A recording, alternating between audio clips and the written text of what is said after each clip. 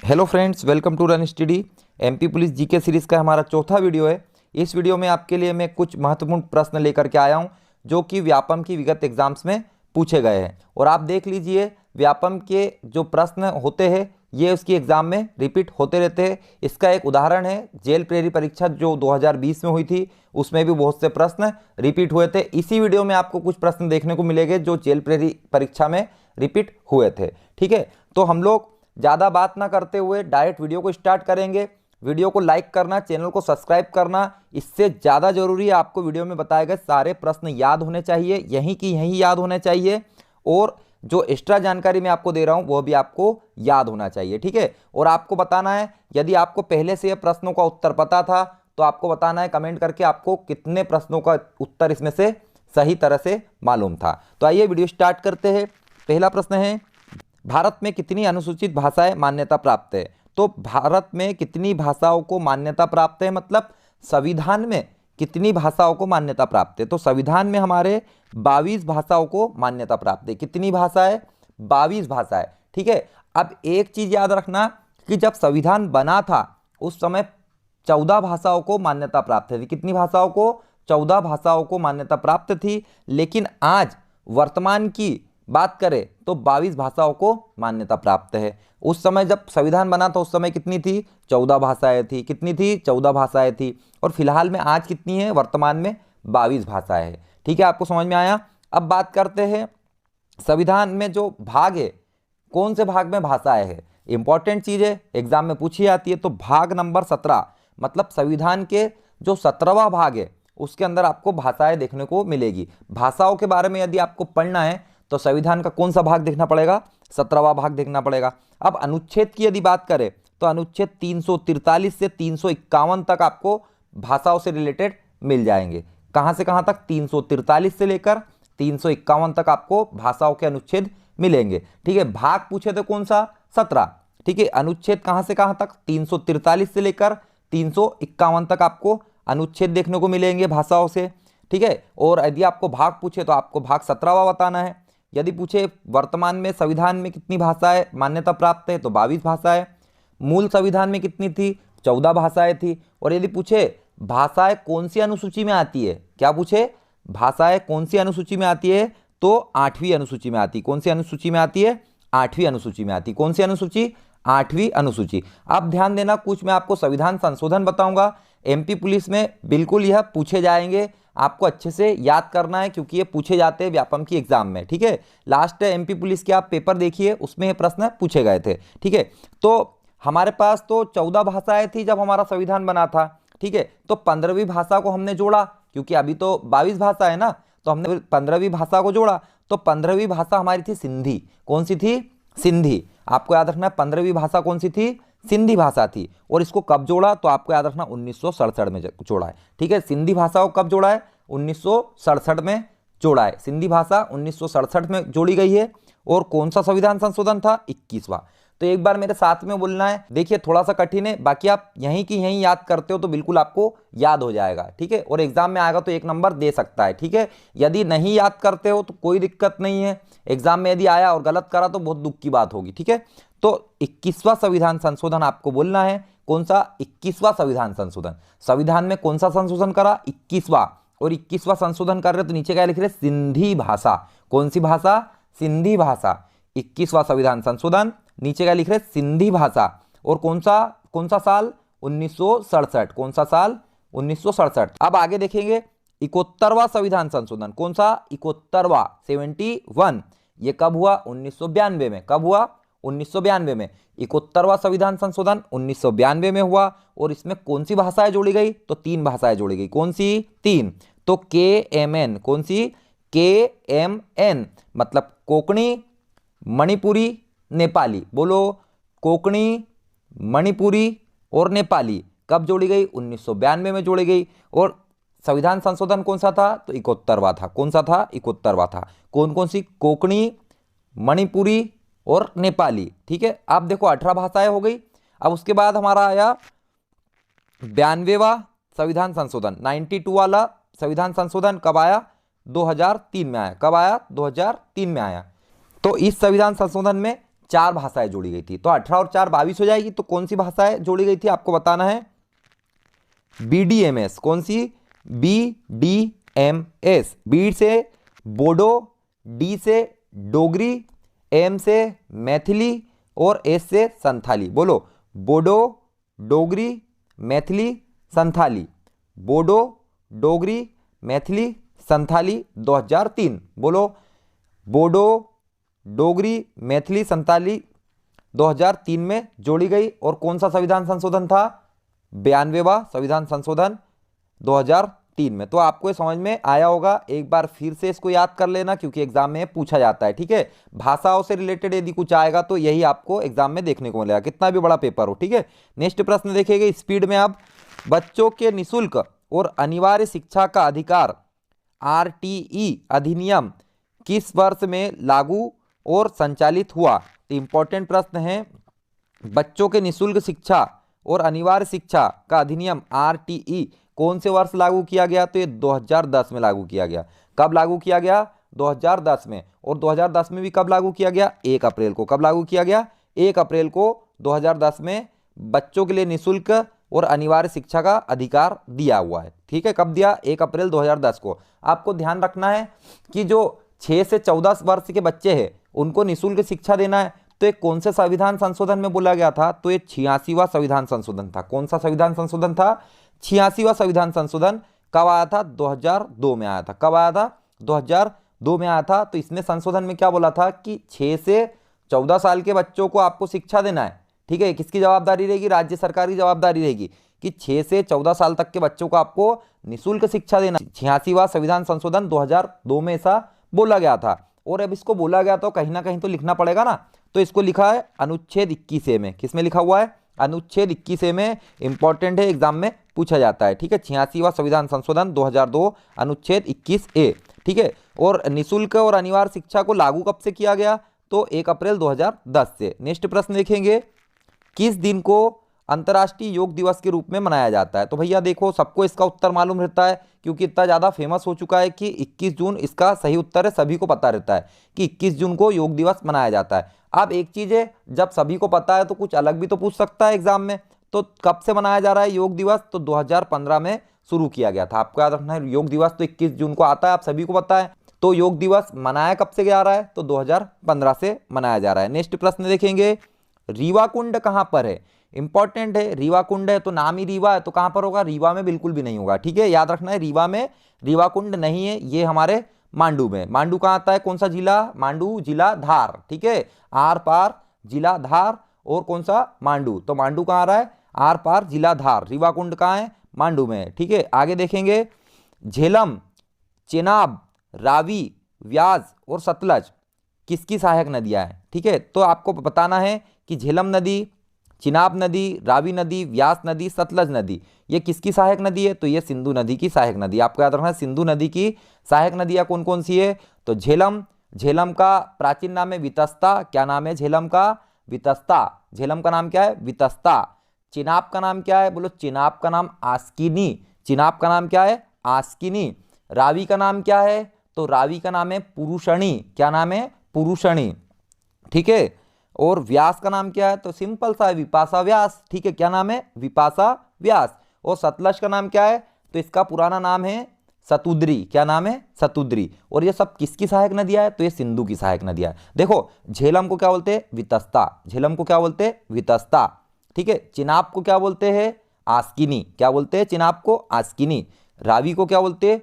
पुरुषणी या परुषणी बोलते हैं। ठीक है, व्यास को क्या बोलते हैं? विपाशा व्यास। ठीक है, और सतलज को क्या बोलते हैं?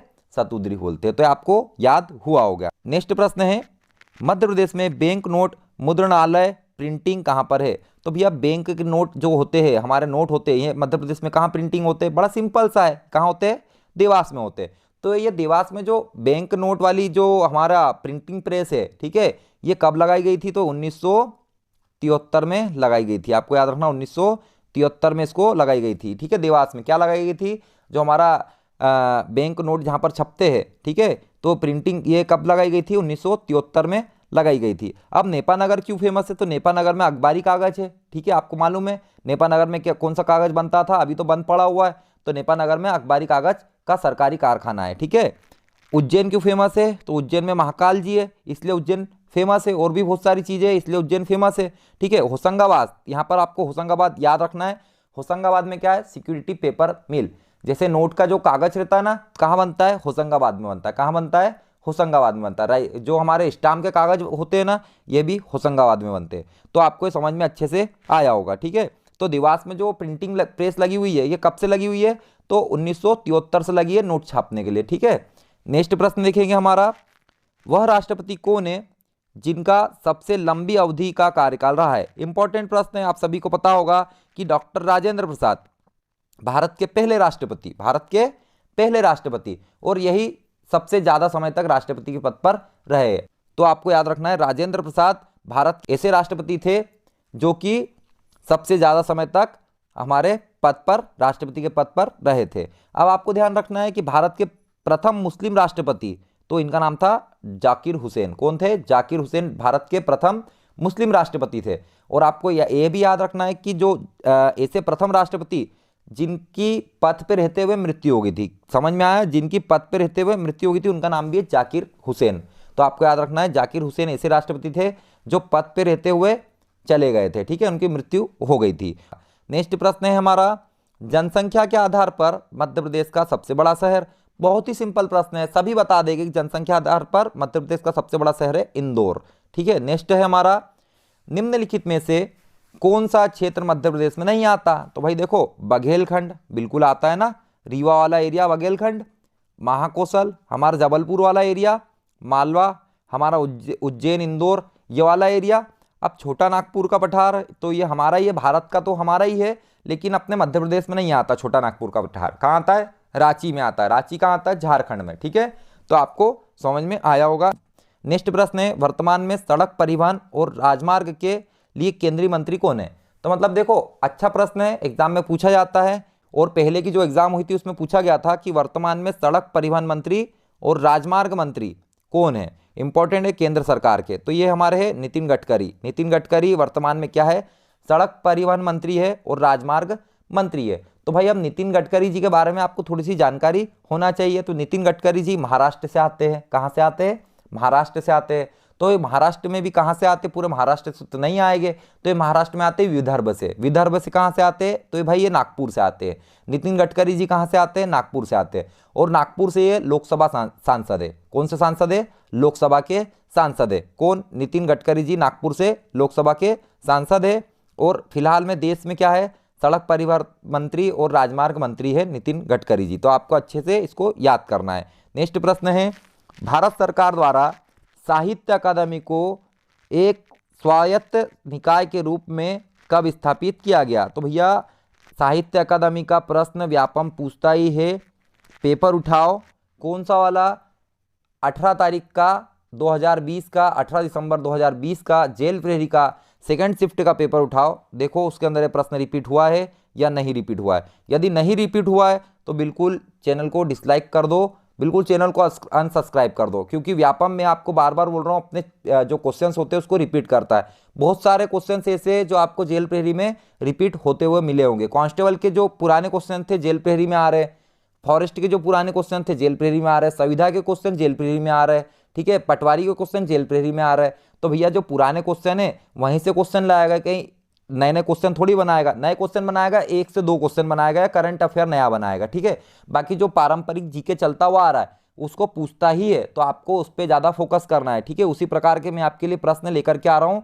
9000 से ज्यादा प्रश्न है जो कि व्यापम के लिए बहुत ही महत्वपूर्ण है। व्यापम का तोड़ यदि आपने 9000 प्रश्न याद कर लिए, तो इसीलिए आपके लिए अब दिन में 2 वीडियो में लेकर के आऊंगा। ठीक है, 2 वीडियो जीके के आपके लिए आएंगे और 2 वीडियो आपके लिए राहुल सर विज्ञान के लेकर के आएंगे, एक मॉर्निंग में और एक इवनिंग में। ठीक है, आगे देखते हैं, साहित्य अकादमी को कब स्थापित किया गया? इंपॉर्टेंट प्रश्न है। तो यह स्थापित किया गया था 1954 में। कब स्थापित किया गया था? 1954 में साहित्य अकादमी। साहित्य अकादमी कब स्थापित की गई थी?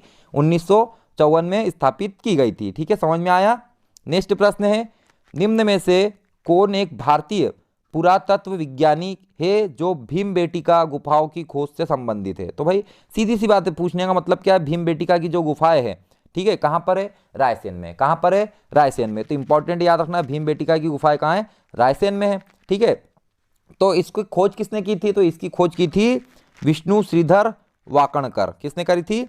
विष्णु श्रीधर वाकणकर। किसने? विष्णु श्रीधर वाकणकर जी ने भीमबेटकाओं की गुफाओं की खोज की थी। भीमबेटका की गुफा कहाँ है? रायसेन जिले में। किसने खोजी थी? विष्णु श्रीधर वाकणकर ने। कब खोजी थी? 1957-58 में। कब खोजी थी? 57-58 में। ठीक है, समझ में आया? अब 2003 आपको स्क्रीन पे दिख रहा है, तो भाई ये क्यों लिख दिया मैंने? तो 2003 में यूनेस्को ने अपनी विश्व धरोहर की सूची में इसको शामिल कर लिया। किसको? भीमबेटका को। किसको? भीमबेटका को यूनेस्को ने कब शामिल किया? 2003 में। तो ये आपको समझ में आया होगा, याद करना है यहीं पर। भीमबेटका रायसेन में है। 2003 में यूनेस्को ने बोला आ जाओ भीमबेटका, आप भी विश्व धरोहर की सूची में। तो भीमबेटका चले गया।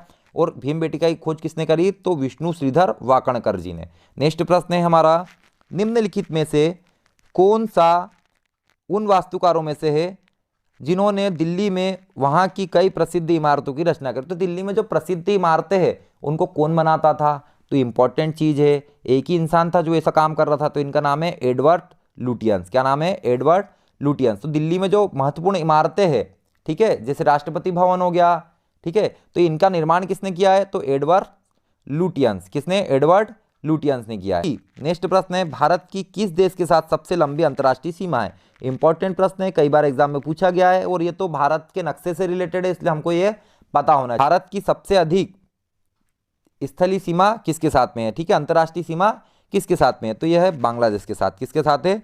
बांग्लादेश के साथ। भारत की सबसे बड़ी अंतर्राष्ट्रीय सीमा किसके साथ है? बांग्लादेश के साथ। कितनी है? 4096 किलोमीटर। कितनी है?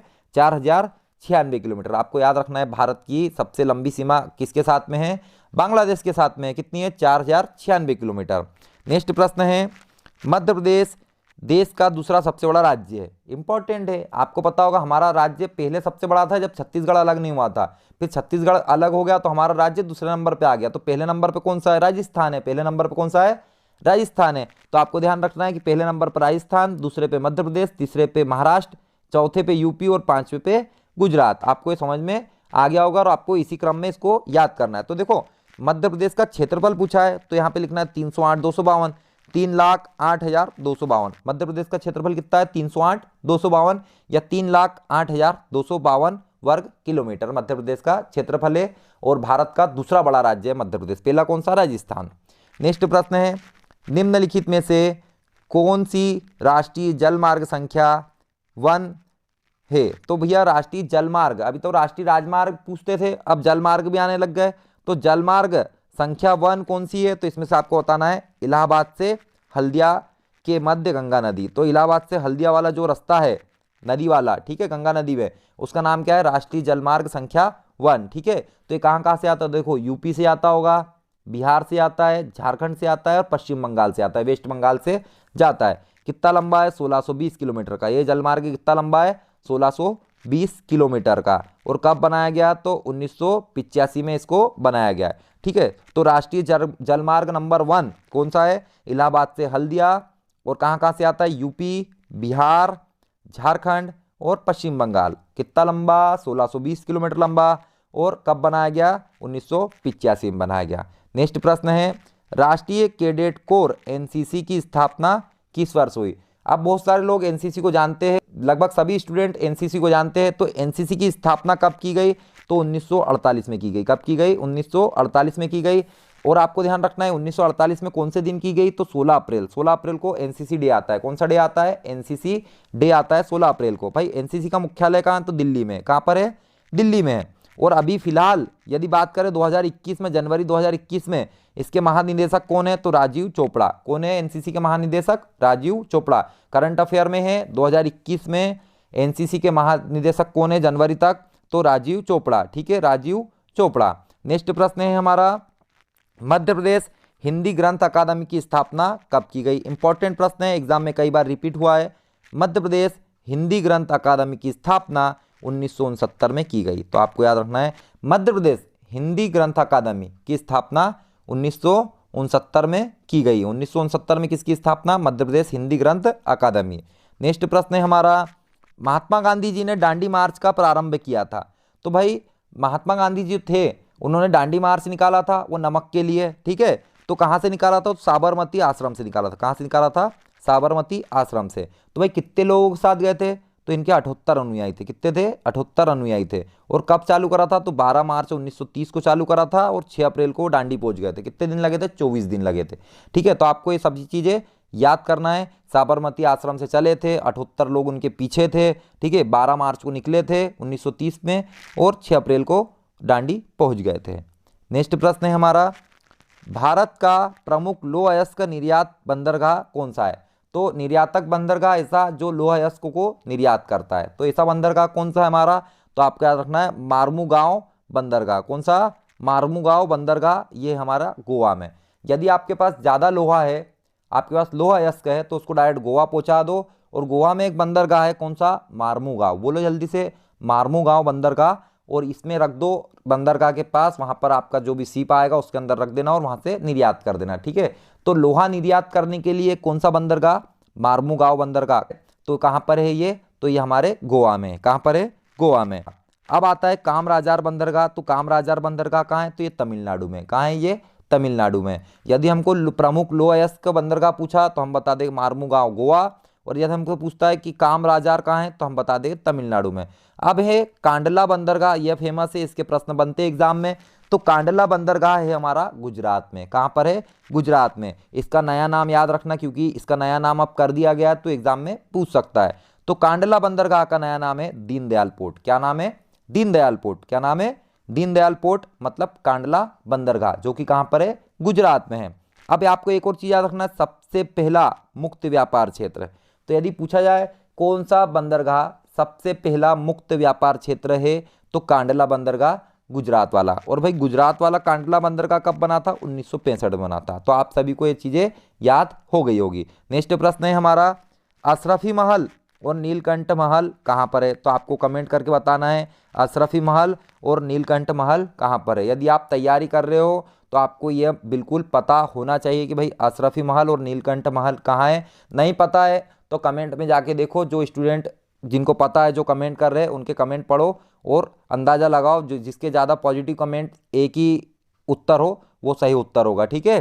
तो अशरफी महल और नीलकंठ महल कहाँ पर है आपको कमेंट में बताना है। अगला प्रश्न है, अटल बिहारी वाजपेयी हिंदी विश्वविद्यालय की स्थापना कब हुई? तो इम्पोर्टेंट प्रश्न है, अटल बिहारी वाजपेयी हिंदी विश्वविद्यालय। हिंदी विश्वविद्यालय किसका? अटल बिहारी वाजपेयी जी का हिंदी विश्वविद्यालय की स्थापना कब हुई? तो 2011 में हुई। कब हुई? 2011 में हुई। कहाँ हुई?